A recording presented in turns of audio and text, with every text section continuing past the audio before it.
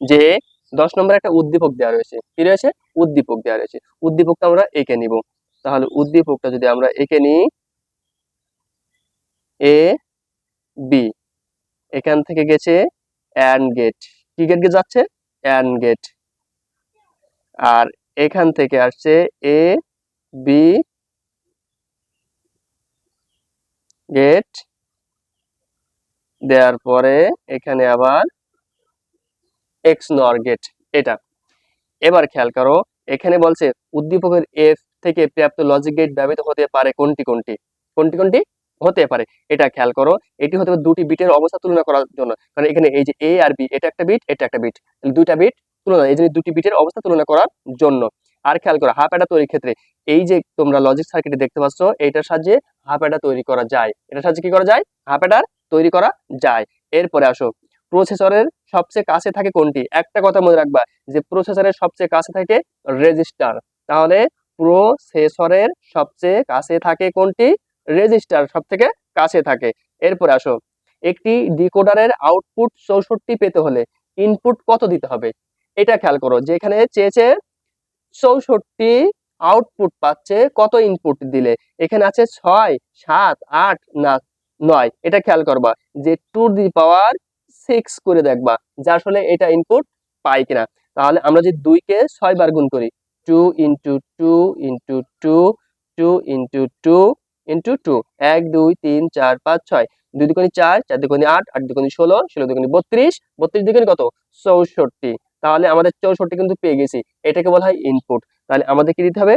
যে একটি ডিকোডারের আউটপুট 64 পেতে হলে ইনপুট কত দিতে হবে? 6 দিতে হবে। তাহলে এই এ নম্বরটাই অ্যান্সার, যেটা মিলে গেছে।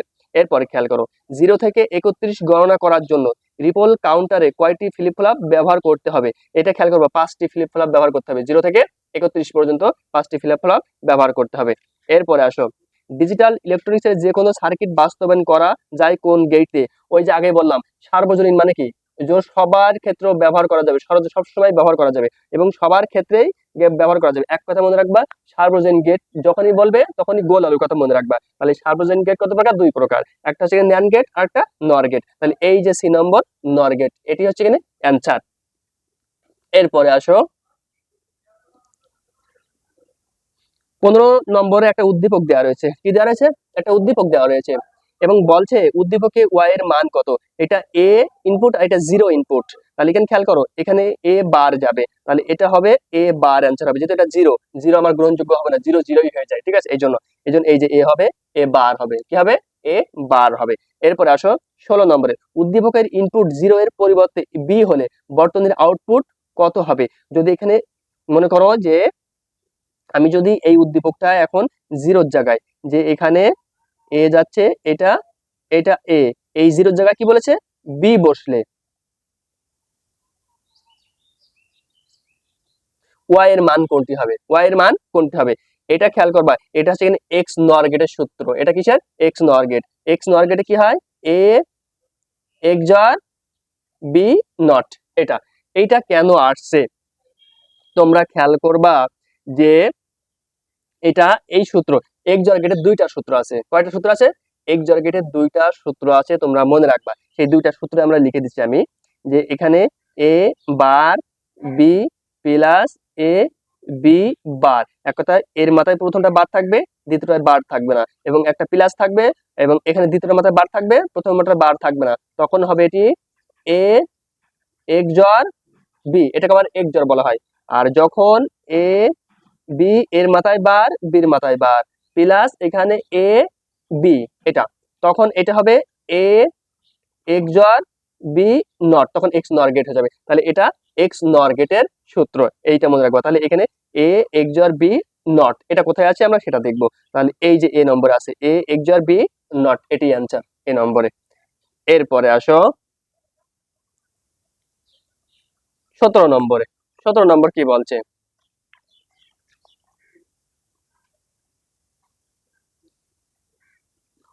17 নম্বর আছে 3 1, এটা দশমিকে আছে, যেহেতু 10 ভিত্তিক, এটা কিসে আছে? দশমিকে আছে। সংখ্যাটির টুস কমপ্লিমেন্ট করতে বলেছে, কি বলেছে? টুস কমপ্লিমেন্ট করতে বলেছে। তাহলে খেয়াল করো, যখন টুস কমপ্লিমেন্ট করতে বলে, কি করতে বলে? টুস কমপ্লিমেন্ট করতে বলে, তখন খেয়াল করবা এখানে 31, তাই তো?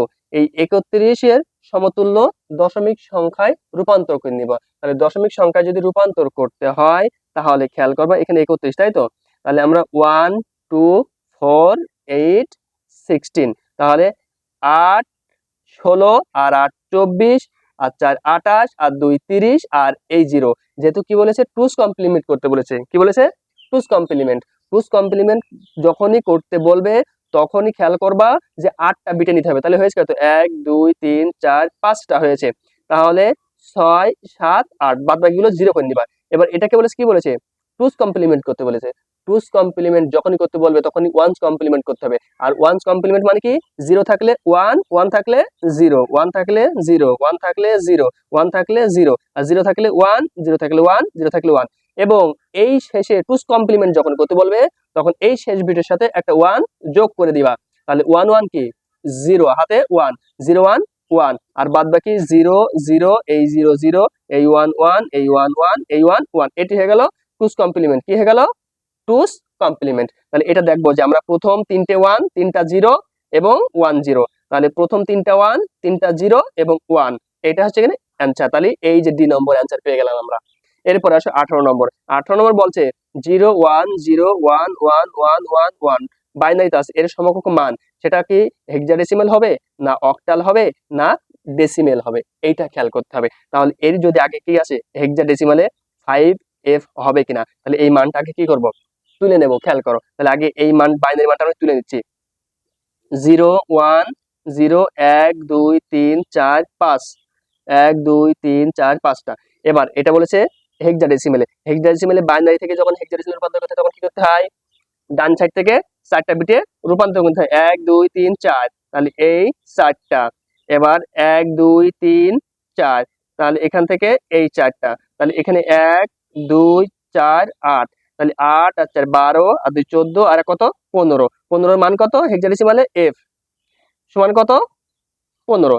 আর এখানে 1 2 4 8, তাহলে অ্যাক্টিভ আছে 1 অ্যাক্টিভ আছে আর 4 অ্যাক্টিভ আছে, 4 আর কত 5, তাহলে 5f, এই যে 5f আছে, তাহলে এখানে কি আমাদের 5f 16, এটা সঠিক হয়েছে। তাহলে এটা আমাদের একটা অ্যান্সার পেয়ে গেছি।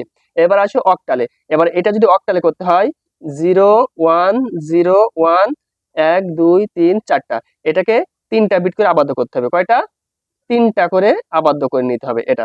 তাহলে এখানে 4 আর 2 6 এর কত 7, এবার এখানে 2 আর কত 3 আর এখানে 0, তাহলে 1, তাহলে এখানে 1, তাহলে এটা আমাদের অক্টালে। তাহলে অক্টালে 137, এই যে 137 পেয়েছে অক্টালে, তাহলে এটাও সঠিক। এবার আসো যে এইটাকে কি বলেছে যে ডেসিমেলে 95 হয় কিনা, তাহলে খেয়াল করো 95, এটা 1 2 4 8 16 32 64 আর এই 0 বাদ, তাহলে এখানে না, এটা একটু বুঝতে সমস্যা হচ্ছে, আমি আবার তুলছি 0 1 0 1 2 3 4 5, এটা 1 এটা 2 এটা 4 এটা 8 এটা 16 এটা 32 এটা 64, যেহেতু 0 0 মানে মারা প্রয়োজন হবে না, ঠিক আছে এটি। তাহলে এখানে খেয়াল করো যেহেতু 0টা বাদ, তাহলে এখানে 64 অ্যাক্টিভ আছে, 64 অ্যাক্টিভ 64 আর এই 16 অ্যাক্টিভ, 64 আর 16 কত হয় 80 হয়, 80 আর 8 কত হয় 88, 88 আর 4 কত 92, 92 আর 2 কত 94, 94 আর কত 95, তাহলে এটা আমরা 95 মান পেয়ে গেছি। তাহলে কি বললাম যে আমাদের এই যে 3 নম্বরটা সঠিক, তাহলে 18-র 3টাই সঠিক উত্তর।